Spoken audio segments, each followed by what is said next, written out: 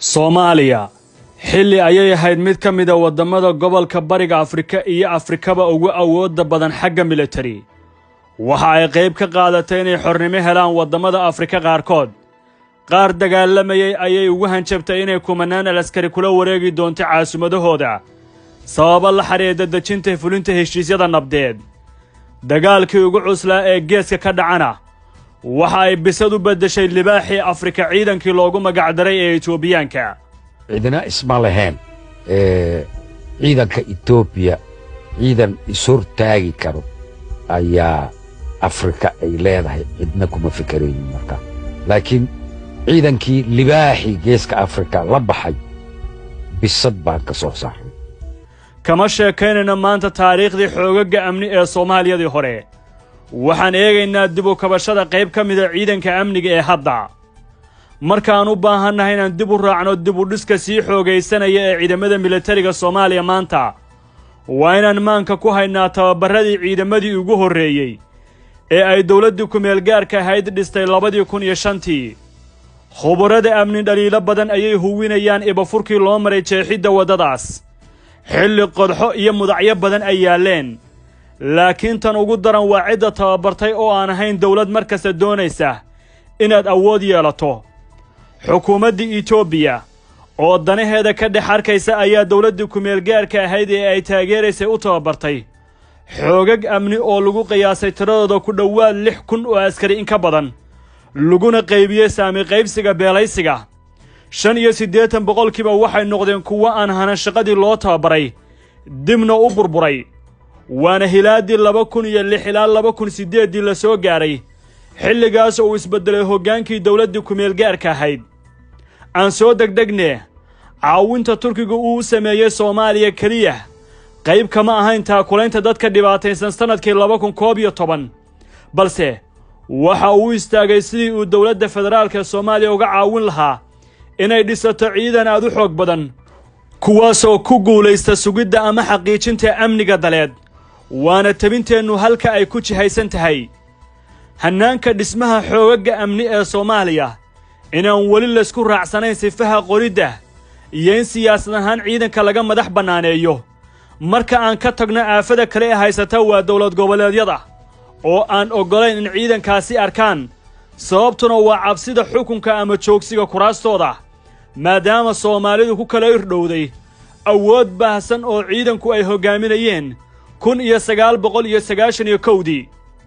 saddexda ciidan ee aan ka hadlayno waa Haramcad Danab iyo Gorgor waa saddexda ugu awoodda badan waqtigan waana military dhammaystiran marka laga hadlayo qiimaynta ay sameeyeen dadka la socda arrimaha militariga kuwaasoo isugu jira jeneraal ciidan oo shisheeye iyo Soomaaliba leh Danab waxa asaasay tababarayna Mareykanka wali waxa ay ku tiirsan yihiin dhaqaalaha saadka iyo sahaydana ay ka helaan wasaaradda difaaca ee Mareykanka inta badan amarada waxa ay ka sugaan taliska Africom ee Mareykanka shaqada ugu badan waa la dagaalanka argagixisada oo ay wajahaan daliilo badan ayaa loo jeediyaa hase yeeshee xog badan lagama hayo gudahooda waxa ay ku sugan yihiin tira ahaan waxa lagu qiyaasayaa xoogaga amni ee Danab marka lagu daro kuwa BSF ee Puntland oo Mareykanku uu yana sidan oo kale u tababara gacantan ugu hayo inay gaarayaan in ka badan 4 ilaa 3,000 oo askari Turkigu waxa uu Muqdisho gaar ahaanna dhanka badweynta Hindiya ku leeyahay saldhigga military ee ugu weyn oo ay ka dhisaan meel ka baxsan dalkooda waxaana saldhiggaasi loo yaqaanaa Turkisom ama Turki Soomaaliya saldhiggan marka laga soo tago inuu yahay xarun ciidan oo ay Ankara leedahay waxa uu door weyn ka qaataa tababarsiinta iyo laylinta labada ciidan ee Gorgor iyo Haramcad oo ay Ankara tababarto Gorgor iyo Haramcad waxa ay maraan laba tababar oo adag kan koobaad ee kala shaandhaynta ama miiridda hadba sidaad u taqaan waxa uu ka bilaabanayaa geedigiisu dugsiga ama saldhigga military ee Muqdisho waxa uu soconayaa 3 bilood oo xiriir ah waxa ay qaataan casharro kala duwan oo noocyo leh terör bölgesine sızma tirada ka bara mooste ama ka gudubta tababarka Muqdisho waxay u socdaan xarunta kumaandooska Turkiga ee gobolka Buuraleyda Isbaarta ee Turkiga halka waxa ay ku qaataan casharro kale oo adag cimilada ayaa isku beddesha buuralayda iyo qabowga darina waa u wehel waana aag loogu talagalay tababarro militari 9 cisho oo kale ayay ku qaataan halkan labada ciidan ee gorgor iyo haramcad waxa ay kala wataan 2 tababar oo kala gooni ah mid kasta waxa uu qaataa tababar nooc ah haramcad way ka halis badan yihiin ciidanka gorgor maadaama ay yihiin askar u tababaran liishka ama shiishka sidoo kale loogu talagalay ka hortegidda rabshadaha weerarada magaalooyinka ka dhaca gaar ahaan kuwa lagu bartilmaameedsada madaxda dawladda weligii yaan laga dareemin adigoo sacad iyo qofka qaba aday karti sidii lagu yaqaanay ururkoobaad si waxmalay malaa halka ciidanka gorgorna u tababaran yihiin ka qayb qaadashada dagaalada militari howlgallada gaarka ee beegsiga shakhsiyaadka la doondoonayo waana ciidan loogu talagalay aadidda meel halis ah oo aan gurmadkoodu si fudud ku soo gaari karin marka laga soo tago ciidankan inay haystaan tababarro la xiriira ku dagaalgelidda hubka noocyadiisa kala duwan waxay haystaan tababar kale oo isna la xiriira dhanka militari sida orodka ka tallaabidda jidgooyooyinka iyo guud ahaan noocyada tababar ee jirdhiska shaki ma leh inay Ankara dhistay awood xooggan oo ay Soomaaliya leedahay maanta gaar ahaanna labada ciidan ee ugu xooggan oo ka tirsan xoogga amni ee Soomaalidu hadda ay ku naaloonayso cadaymaha loo hayo labada ciidan tiradoodu waa mid iska yar waxaase khubarada amni ay bixinayaan qiyaaso kala duwan marka laga soo dheegto goobaha ay kaga sugan yihiin gudaha dalka haramcad oo loogu talagalay ka howlgelidda magaalooyinka iyo ka hortagidda weerarada madaxda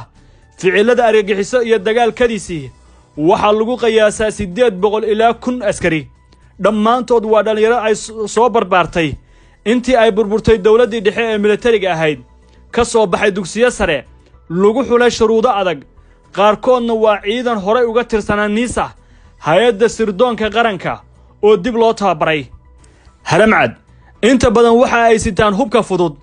mana ku dagaalamaan hubka noocyadiisa kala duwan ee waaweyn taasoo kuu muujinaysa sida ay ugu carbisan yihiin shiishka iyo howlgallada qorshaysan waxa ay kaloo inta badan xirtaan tuuto ka duwan midka ay qaataan xoogagga amni ee dowladda federaalka ee Soomaaliya si fudud ayaad uga dhex aqoonsan kartaa kolonyooyinka militari ama ciidan ee dhex maraya gudaha magaalooyinka gorgor oo iyaguna tababarro gaar qaba waxa tir ahaan lagu qiyaasayaa 3 ilaa 4 kun oo askari waa ciidan si gaar ah u qalabaysan misna dagaal kasta ka qayb gali kara madaxweynaha Puntland Siciid Dani oo dhawaan hadal ka jeediyay Garowe waxa uu sheegay in gorgor iyo haramcad ay yihiin ciidan aad u tiro badan sidoo kale ay wataan taangiyo dagaal tiradooda waxa uu sheegay inuu ka cabsanayo inuu ka nixiyo dadka balse uu sheegi lahaa wuxuu kaloo sheegay in ciidamadan aysan wax naxariis iyo jixin-jixtoona lahayn waxa uu idaafeeyay inay ka maran yihiin adeegsiga qabyaaladeed ilaa iyo haatan kuliyadda Turkisom waxaa ka qalan jabiyay 5 guuto oo ciidan sida uu sheegay safiirka Soomaaliya u fadhiya Turkiga waxaana uu tilmaamay in guutada shanaad ay ku biiri doonaan 2500 oo askari kuwaasoo horay Turkigu u tababareen iskaashiga iyo dib u dhiska militariga Soomaaliya ee Turkiga iyo Soomaaliya waxa uu qorshuhu yahay in ciidamada lagu tababaro xarunta isbaarta ee Commandoska tiradooda la gaarsiiyo 15 ilaa 16 kun oo askari si ay markaas tirahaas u noqdaan 3 meelood oo meel ciidanka dawladda federaalka awoodna ugu yeeshaan inay amniga kala wareegaan AMISOM sida uu xaqiijiyay safiirka Turkiga ee Soomaaliya shaki ma leh dib u soo kabashada xoogagga amni ee Soomaaliya hase yeeshee caqabadaha ugu weyn ee ay la kulmayaan waa dhinacyada siyaasiyiinta ee Soomaalida oo hadba nooc iyo magac gaar ah u bixinaya